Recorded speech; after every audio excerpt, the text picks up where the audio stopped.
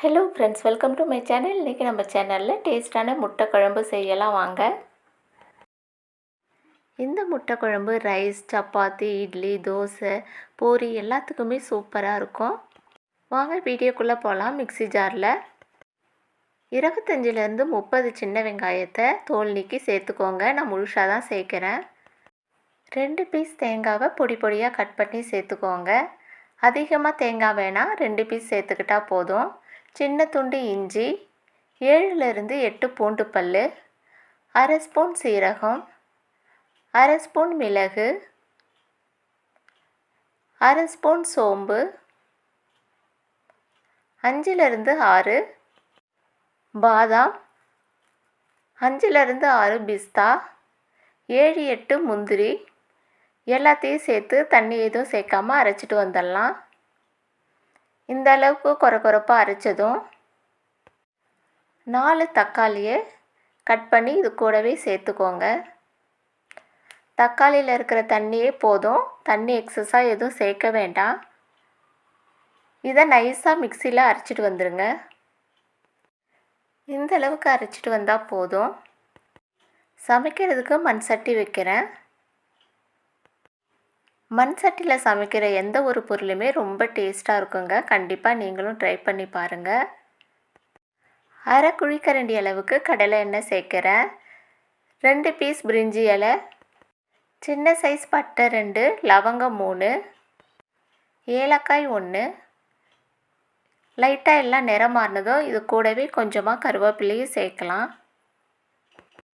இது கூட அரைச்சிட்டு வந்து விழுதியும் சேர்த்துக்கலாம்.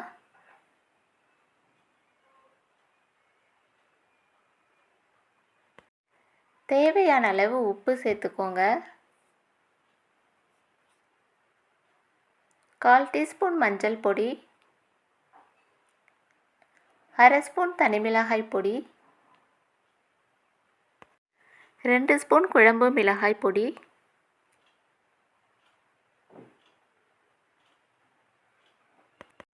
மசாலாலாம் சேர்த்ததும் பச்சை வாசனை போகும் வர வதங்க விடலாம்.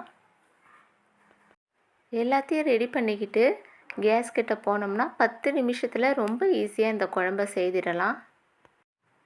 மிக்ஸி ஜாரில் 1 கிளாஸ் அளவுக்கு தண்ணி சேர்த்து கழுவின தண்ணியை இதிலே சேர்த்துக்கலாம்.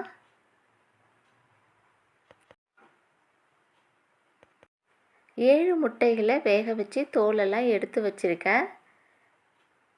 இந்த முட்டையை குழம்புல சேர்க்கறதுக்கு முன்னாடி கத்தியால் இது மாதிரி லைட்டாக கீறி விடுங்க.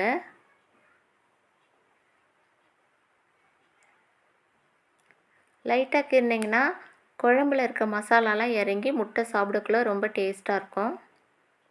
இந்த மாதிரி செய்து கொடுத்தீங்கன்னா முட்டை சாப்பிடாதவங்க கூட முட்டை விரும்பி சாப்பிடுவாங்க. தோல் நீக்கி கீறின முட்டைகளை குழம்புல ஒன்று ஒன்றா போடலாம்.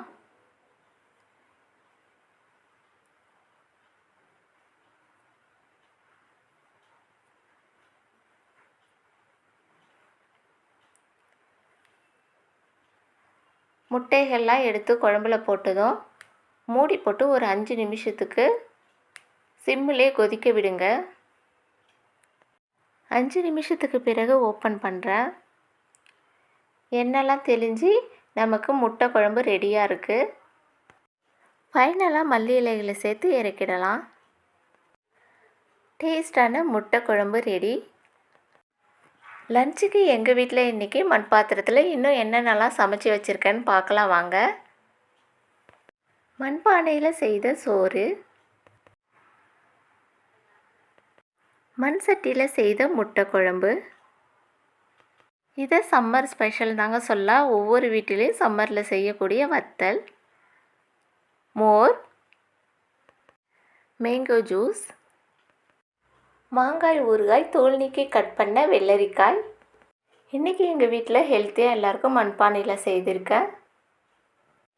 வீடியோ பிடிச்சிருந்தால் லைக் பண்ணுங்கள், ஷேர் பண்ணுங்கள், கமெண்ட் பண்ணுங்கள், சப்ஸ்கிரைப் பண்ணிக்கோங்க. தேங்க்யூ.